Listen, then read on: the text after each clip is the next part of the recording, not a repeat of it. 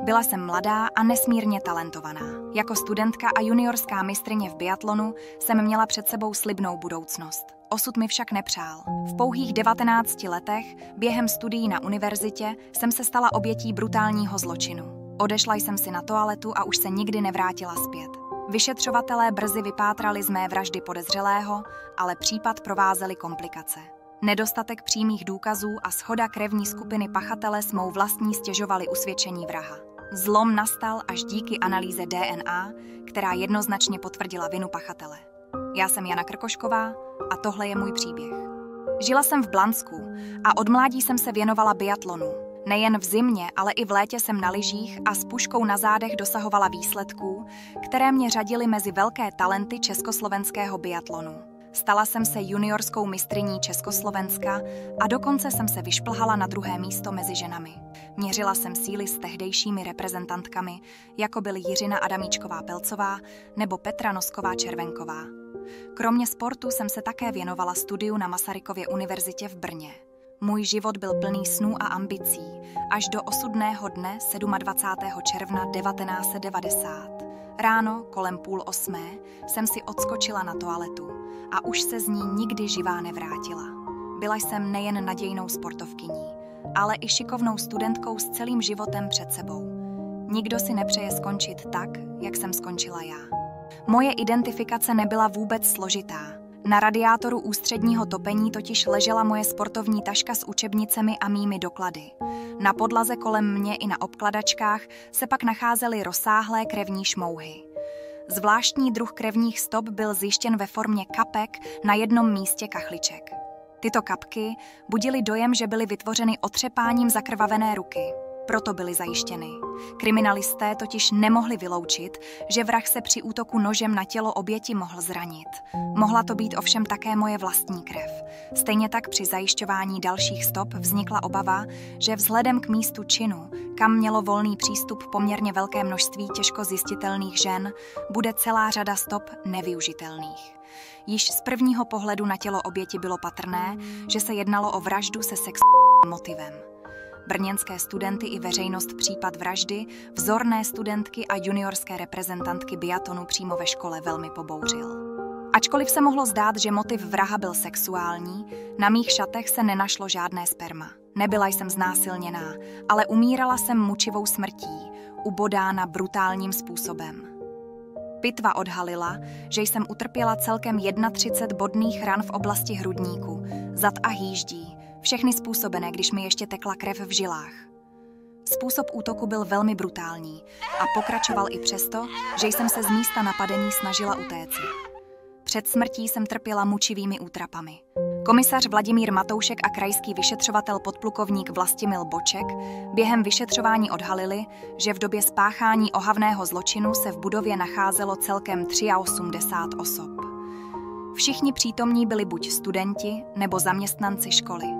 Nikdo z nich si nevšiml nikoho podezřelého, kdo by vstupoval do budovy nebo z ní vycházel. A to ani v blízkosti toalet, kde bylo nalezeno moje tělo. V době činu jsem neměla žádný vážný vztah. Vše nasvědčovalo tomu, že motiv byl sex. Zarážející ale bylo, že pachatel měl odvahu zaútočit v budově plné lidí. Sběr stop na místě činu komplikovala skutečnost, že se jednalo o toalety, kde se běžně vyskytuje velké množství různorodých biologických stop. Způsob provedení činu však vyšetřovatelům něco připomínal. Již druhý den po brutální vraždě byl zadržen 26letý Milan Lubas, a to přímo u své přítelkyně. Při zadržení měl obviněný obvázanou pravou dlaň a na policii odjel bosý. K absenci obuvy se vyjádřil slovy: "Nevím, jak je to možné, ale přišel jsem k přítelkyni bez bot." Jeho zadržení však nebylo pouhou náhodou. V minulosti totiž bydlel nedaleko místa činu, kde žil také kriminalista, který v minulosti vyšetřoval Lubasovy kriminální delikty. Lubasova přítelkyně potvrdila, že se podezřelý vrátil domů až pozdě ráno. Na ruce měl zranění a od krve měl zašpiněné i kalhoty, které okamžitě namočila do vody a zasypala pracím práškem. Lubas navíc přišel domů bez bot, což zdůvodnil prohranou sázkou při oslavě u příbuzných. Pro vyšetřovatele bylo však klíčové prokázat, že se Lubas skutečně nacházel na místě činu v době spáchání zločinu. V roce 1981 byl Milan Lubas, tehdy ještě mladistvý, odsouzen za několik závažných trestných činů, které spáchal společně se svými strýci. Jednalo se o znásilnění, krádež, loupež a podílnictví. Za tyto zločiny mu byl uložen trest odnětí svobody v délce 2,5 let. Krátce po propuštění z vězení, v roce 1983, se Milan Lubas dopustil další násilné trestné činnosti. Zcela bezdůvodně a nahodile napadl starší ženu, kterou sledoval z hromadného dopravního prostředku až k jejímu bydlišti v Jundrově. Při tomto útoku jí pořezal obličej břitvou. Jen díky náhodnému příchodu kolem jdoucího nedošlo k ještě tragičtějším následkům, možná i ke smrti napadené ženy. Soud kvalifikoval Lubasovo jednání jako úmyslné ublížení na zdraví a s přihlédnutím k jeho předchozí trestné činnosti ho odsoudil jako nebezpečného recidivistu k trestu odnětí svobody v délce 6,5 let. V lednu 1990 byl Milan Lubas na základě amnestie prezidenta z výkonu trestu odnětí svobody propuštěn. Během vyšetřování podezřelý Lubas razantně popřel jakoukoliv spojitost s tímto trestným činem. Ohledně zranění na své dlani nejprve tvrdil, že si ho přivodil oplech během práce na stavbě. Soudní lékaři však takový způsob zranění zcela vyloučili. Lubas poté změnil výpověď a prohlásil, že se zranil při sebeobraně proti neznámým útočníkům, kteří na něj zaútočili nožem. Odmítl však uvést místo, kde k útoku došlo. Kriminalisté Lubasovi odebrali krev a porovnali ji se stopami krve nalezenými na místě činu, které vypadaly, jako by je zanechala zakrvavená ruka otřepáním. Při domovní prohlídce byl také zajištěn Lubasův oděv se stopami krve, konkrétně rifle a ponožky vytažené z hrnce plného vody a pracího prostředku. Výsledky porovnání všech krevních stop však byly pro vyšetřovatele zklamáním. Ukázalo se, že Lubas má stejnou krevní skupinu, jako jsem měla já. Po tomto zjištění Lubasův obhájce okamžitě požadoval jeho propuštění z vazby a zastavení trestního stíhání. Kriminalisté byli na základě indicí a rozporů ve výpovědích Milana Lubase přesvědčeni o vině. Rozhodli se proto požádat pracoviště katedry genetiky a molekulární chemie Přírodovědecké fakulty Univerzity Komenského v Bratislavě o provedení identifikace krevních stop metodou analýzy DNA.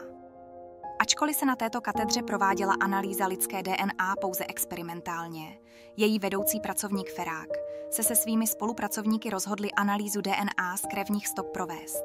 Dne 24. října 1990, necelé 4 měsíce od vraždy, obdrželi kriminalisté znalecký posudek o 3 stranách. Z něho vyplynulo, že krev zajištěná na dámském WC pedagogické fakulty byla zanechána Milanem Lubasem. Stopy krve na ponožkách a riflích Milana Lubase pocházely z mého těla.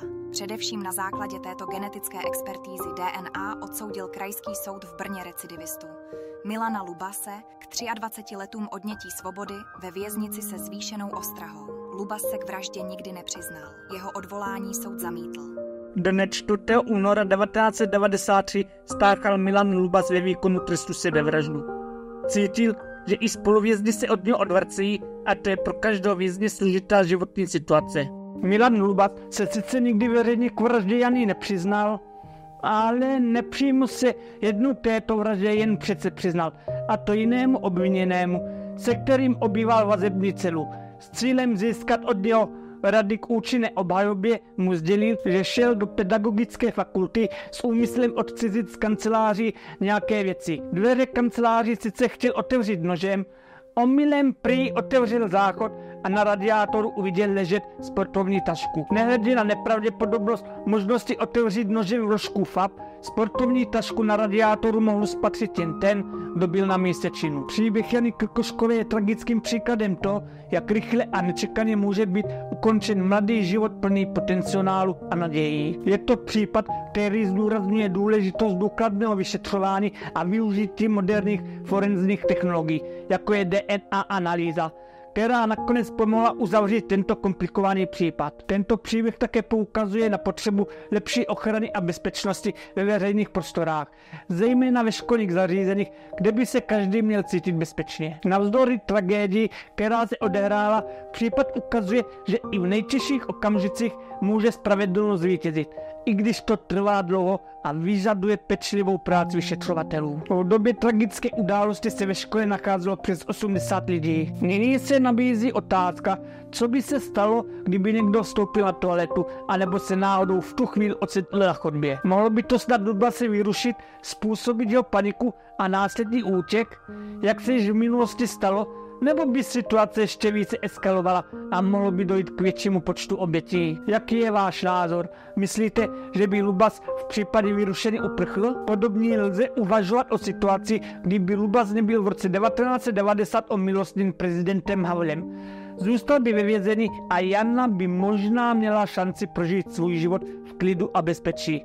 Jaký by to asi mělo dopad na jejich osudy, tak těhle a mnoho dalších otázek už nikdy nebude zodpovězeno. Případ Jany Krkuškové je srdcervoucím příkladem toho, jak může systém selhat a vést k tragickým následkům. Propuštěný Milana Lubbase z vězení na základě prezidentské amnestie v roce 1990, které umožnilo recidivistovi s násilnickou minulostí vrátit se do společnosti, je alarmující ukázkou potenciálních rizik takových masových amnestií. Tyto amnestie mohou vést k předčasnému a nevhodnému propuštění jedinců, kteří nejsou připraveni na reintegraci do společnosti a mohou představovat hrozbu pro veřejnou bezpečnost. V případě Lubbase jeho propuštění přímo přispělo k dalšímu brutálnímu a smrtelnému činu. Tento případ by měl sloužit jako vážné varování před nezamýšlenými důsledky takovýchto rozhodnutí a zdůraznit potřebu pečlivějšího posuzování jednotlivých případů před udělením amnestie.